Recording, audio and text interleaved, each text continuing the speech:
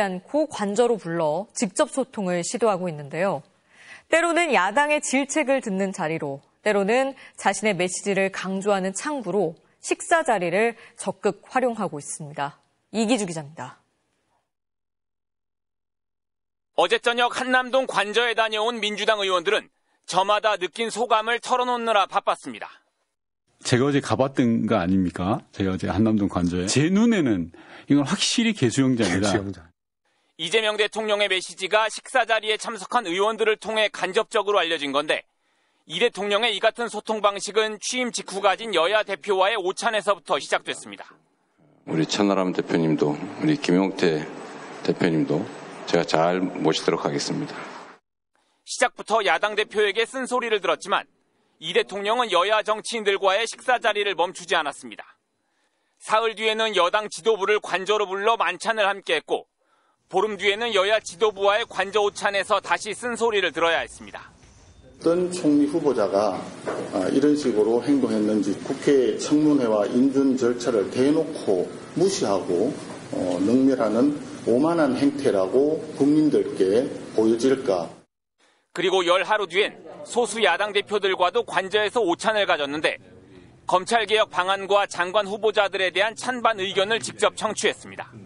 농심을 등진 송미령 농식품부 장관의 유임 결정, 원정기업 출신 김정관 산자부 장관 후보자의 지명은 납득할 수 없습니다. 취임 당일에 국회 오찬을 제외한 나머지 5번의 식사 장소는 모두 한남동 관저. 지난 겨울 윤석열 전 대통령이 체포를 피하려 2중 3중으로 차벽을 쳤던 관저를 여야 정치인들에게 적극 개방하고 있는 것도 눈길을 끄는 대목입니다.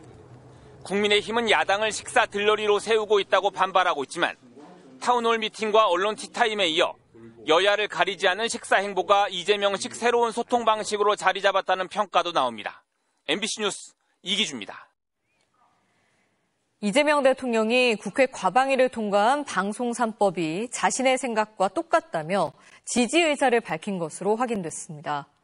방송법 개정안을 두고 대통령실과 당이 엇박자를 내고 있다는 일부 우려를 불식시키기 위한 것으로 보이는데요. 7월 국회 처리 여부가 주목됩니다. 장슬기 기자가 보도합니다. 이재명 대통령이 방송 3법 개정안에 대해 첫 입장을 밝혔습니다. 민주당 상임위원장들과의 만찬 자리에서 이 대통령은 방송 3법이 자신의 뜻과 같다고 언급한 겁니다. 이번에 과방위 통과된 방송법은 내 뜻에 부합한다. 꼭 부합한다. 네. 이렇게 좀 알려달라. 이렇게 지시를 하시더라고요. 방송 3법 처리 직전까지만 해도 대통령실은 개별 법안에 대한 입장을 밝히지 않았습니다. 대통령의 생각은 방송 법 개개에 대한 구체적인 사안을 밝혔다라기보다 누가 집권을 하느냐와 여부와 관계없이 이를 두고 대통령실이 속도 조절을 원하는 것 아니냐는 관측과 함께 민주당 안에서도 일부 우려가 나왔습니다. 하지만 표결에 붙여지자 개정안은 찬성 11명, 반대 3명으로 가뿐하게 상임위를 통과했습니다. 청문회 준비 중인 정동영 의원을 제외한 민주당 과방위원 전원이 출석해 찬성표를 던졌습니다. 여론 반발을 우려해서 최 위원장이 총대를 메고 이 대통령이 말리는 신우이 역할을 하는 이중 플레이를 하는 것입니까? 논란이 계속되자 상임위 통과 3시간여 만에 대통령이 직접 방송 3법에 힘을 실어주며 교통정리에 나선 것으로 풀이됩니다. 민주당도 방송 3법을 절차대로 처리한다는 입장이어서 처리 속도에 탄력이 붙을 것으로 예상됩니다.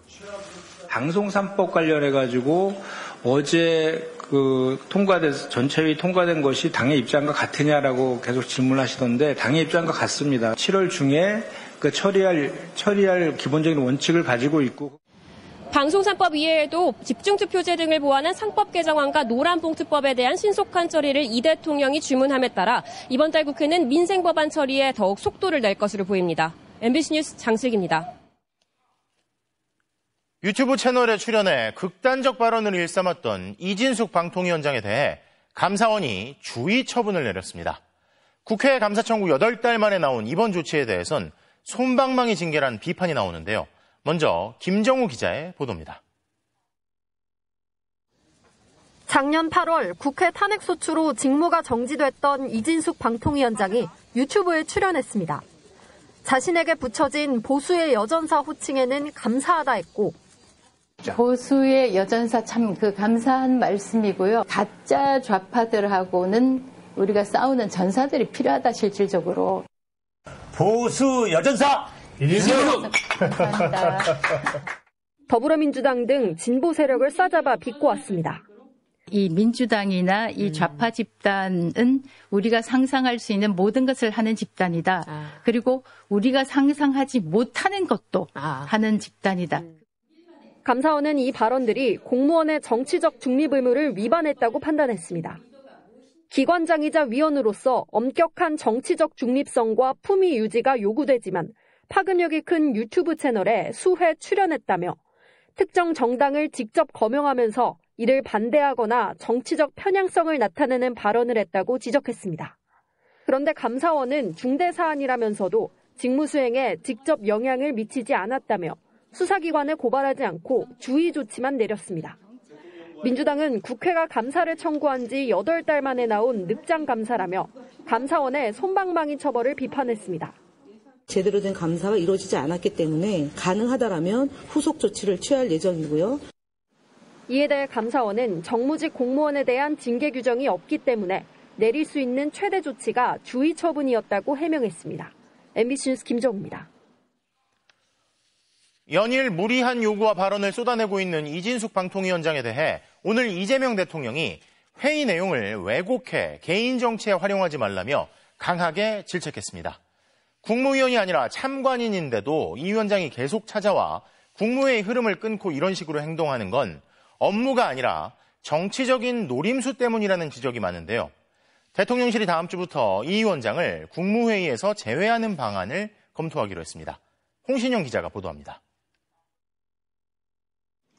국회 과방위 전체회의에 출석한 이진숙 방통위원장이 마치 대통령으로부터 특별한 지시를 받은 것처럼 말합니다. 대통령으로부터 업무 지시를 받았습니다. 방송통신위원회에서 위원회 안을 만들어 보라라고 업무. 사실 확인 결과 업무 지시가 아니라 단지 의견을 물었던 것으로 드러났습니다. 그런데 오늘 열린 국무회의에서도 이 위원장의 돌발 행동이 또 벌어졌습니다. 회의 끝 무렵 이 위원장이 대통령에게 한 말씀 드리겠다며 손을 들었고 의장인 이 대통령은 발언하지 마시라고 거듭 만류했습니다. 그러나 이진숙 위원장은 대통령의 제재를 무시한 채 발언을 계속했습니다.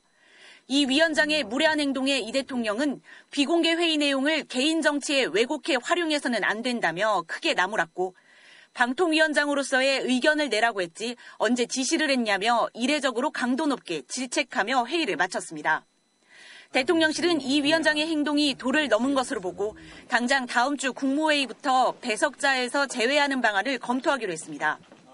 이 위원장은 특히 새 정부 국무회의 때마다 자신의 임기를 보장하라거나 방통위 독임제를 주장하는 등 무리한 요구와 정치 행보를 반복하고 있는데 내년 지방선거에 출마하거나 강성 지지층의 호응을 얻기 위한 의도로 풀이됩니다. MBC 뉴스 홍신영입니다. 인적 쇄신을 거부당했다며 혁신위원장직을 사퇴하고 당대표 출마를 선언한 안철수 의원에 대해 쇄신의 대상으로 지목된 소위 쌍권 지도부가 반격에 나섰습니다. 서로가 인적 청산의 대상이라고 지적하는 게 이어지는 가운데 당내 갈등은 확산되는 분위기입니다. 이문현 기자가 보도합니다. 쇄신 대상으로 지목된 권영세, 권성동 의원은 불쾌감을 감추지 않았습니다. 먼저 권영세 전 비대위원장. 당대표 출마를 선언한 안철수 의원을 향해 자신의 이익 추구를 개혁인 양 포장하며 당을 내분으로 몰아넣었다며 이런 사람이 지도자가 되면 당은 내분에서 헤어나오지 못할 것이라고 비난했습니다. 권성동 전 원내대표도 자리 욕심에 매몰돼 쌍권을 표적으로 인적 청산을 외쳤을 것이라며 안 의원이야말로 혁신의 대상이라고 되받았습니다. 쌍권의 맹공에도 안 의원은 청산 의지를 드러냈습니다. 인적 쇄신부터 사실은 시작해야죠. 그래야지 국민들이 우리 당이 바뀌려고 한다는 걸 알 수가 있으니까요. 대선 패배에 혁신위 자초까지 이어지면서 국민의힘은 온종일 술렁였습니다. 인적 청산을 거부한 송원석 비대위원장은 최대한 말을 아꼈지만 당 지도부는 안철수 의원의 진정성에 의문을 제기했습니다. 그만둔 데 멈추지 않고 당대표 출마를 선언했지 않습니까? 네. 그래서 무엇을 위한 사퇴였는지가 저희는 좀 알 수는 없습니다. 반면 5대 개혁안을 제안했다 친윤 지도부에 가로막혔던 김용태 전 비대위원장은 당내 주류 기득권들이 똘똘 뭉쳐 인적 쇄신을 하지 않기 위해 반작용을 하고 있다고 지적했고 당대표 출마를 선언한 조경태 의원은 청산 대상이 더 많아야 한다고 했습니다. 그때 한남동 단지로 몰려갔던 의원들이 계시잖아요. 청산의 대상이 저는 대폭 늘어날 수도 있다. 다시 혁신위원장을 선임해 혁신의 동력을 살려보겠다는 국민의힘. 그러나 친윤과의 절연을 거부한 당 지도부가 국민의 눈높이를 맞출 수 있을지는 의문입니다. MBC 뉴스 이문현입니다.